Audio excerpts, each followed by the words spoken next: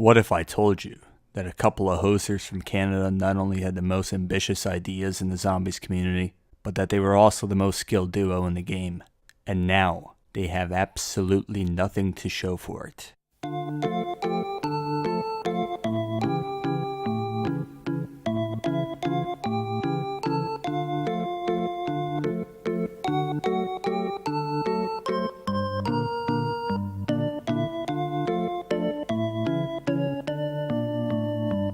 Cure4Zombies was a Call of Duty Zombies website and gaming clan founded by Canadian gamers Cracker204 and FH Respect Fate in early 2011. They prided themselves in playing legitimately in a time when using exploits to achieve top leaderboard ranks was commonplace, along with their playstyle and skill which distinguished them from others. They also had a variety of innovative ideas at the time. Some of these ideas included legitimate leaderboards, zombie competitions and conventions, and the sale of merchandise and zombie video content behind a paywall. All of these things are present in the zombies community today, but they have no part in any of it. So, with all of these ideas that were ahead of their time, how did they manage to crumble so terribly to the point where their website no longer exists today? Well, myself and other reputable sources who I conducted interviews with are here to tell you how this all went down.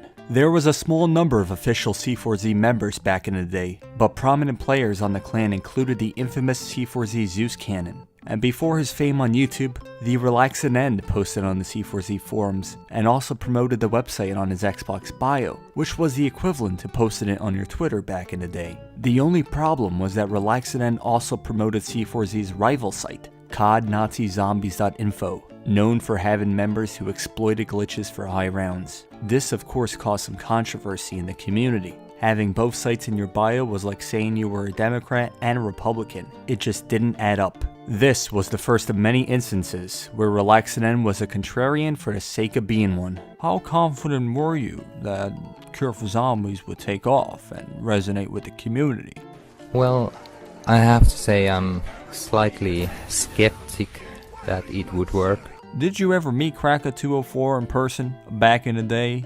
I think it would be a little bit weird after everything we've been through, but I don't know. Maybe I'll meet him someday, then I'll see. Well, we thought of actually going to have a bicycle trip, so who knows. A third site emerged from all the drama, Cure4Zombies.wabuda.com, which was a play on both of the sites put together. When Cracker found out about the site, he lashed out against the owner.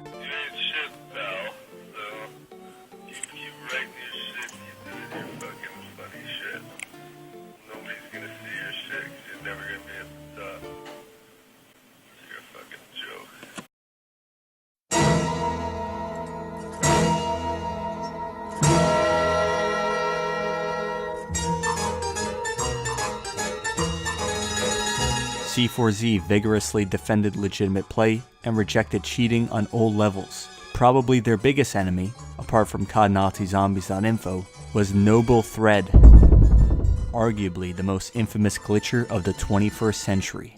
Those Canadians didn't know their ass from their elbow. They wasted their time playing legitimately while others took the top of the leaderboards using glitches. And back then there wasn't much video proof, so sorting out the cheaters from the legitimate players was a difficult task for the average player. Legitimate players would always have to be concerned that Noble would find a glitch on a map and beat their record soon afterward. From using the table glitch to get to rank 1 on 5, to using the lander glitch to be the first to 99 on Ascension, and many months later after that, he switched gamertags to NobleThread, which signaled his departure from using glitches and now using mods. FH Respect Fate told friends that he had an interest in a Twin Galaxies-like leaderboard system, which would require full gameplay to be submitted by anyone who wanted their round to be properly acknowledged. This was quite ambitious at the time, as few people had HD video capture devices. Live streaming was in its infancy, as Twitch.tv didn't even exist. Both he and Cracker also expressed interest in hosting live tournaments and zombie conventions. 6 years later, this is a reality, but it's not with C4Z at the helm. The Zombies World Championship, hosted in August of this year, was a live tournament with a large cash prize, and it also served as a convention of sorts, with meet and greet opportunities with some of the biggest YouTubers in the game, something C4Z only aspire to accomplish in their lifetime.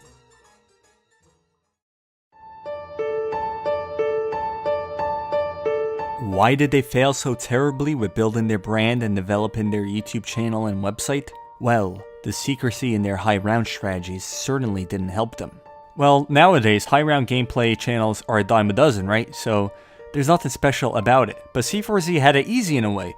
All they had to do was upload a few times a week, and over time they would see rapid growth in their channel, right?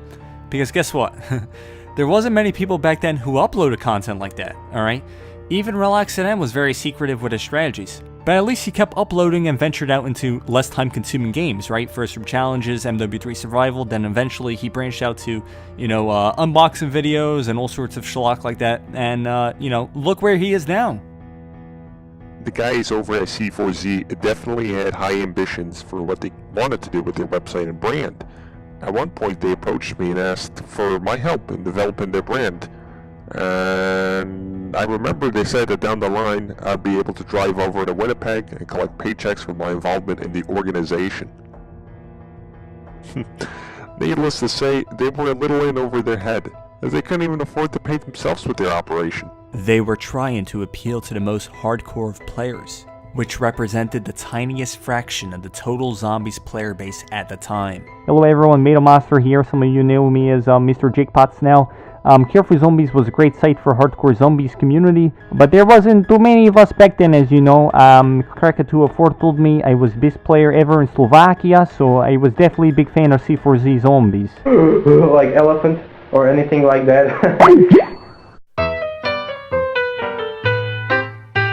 2011 was a time when players considered Syndicate to be the most skilled player in the community. He was a vlogger, he did commentaries, kids were able to relate to his personality, so any somewhat impressive gameplay would impress them. All of the really great gameplays were buried on YouTube. RelaxingEnd had less than 1,000 subscribers, and C4Z was only known by those who searched the leaderboards. Well, we are the zombie, Cure4Zombies. We are the Cure, that's him, Cure1, I'm Cure2. And we are going to pick up PlayStations because we're not satisfied with being #1 on Xbox. We're going to legitimately beat PlayStation. Isn't that right? Take the top. Those are some notes in the car. Anyways, we'll catch you guys in a bit. Other players started uploading more as time progressed, right? Which initiated a chain reaction of players watching strategy videos and effectively improving their gameplay. Monkey see, monkey do. Also, sites like ZombieRecords.com and Zombie Legend quickly rose and was considered the go-to website for legitimate leaderboards, despite their shady ways. Kraka did go on to have some more success on Black Ops 1 though, right?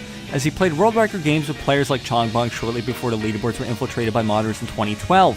RespectFace seemingly disappeared off the face of the earth, though some say that he could still be seen playing games casually on the Xbox One nowadays. Actually, there is this one story I heard, right?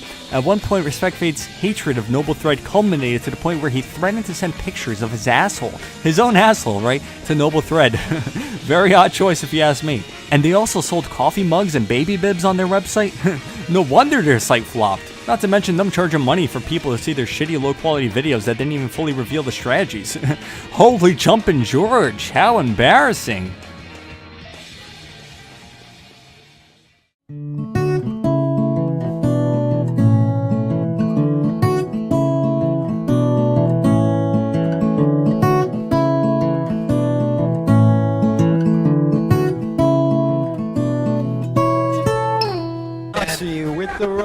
Why is their microphone almost always messed up?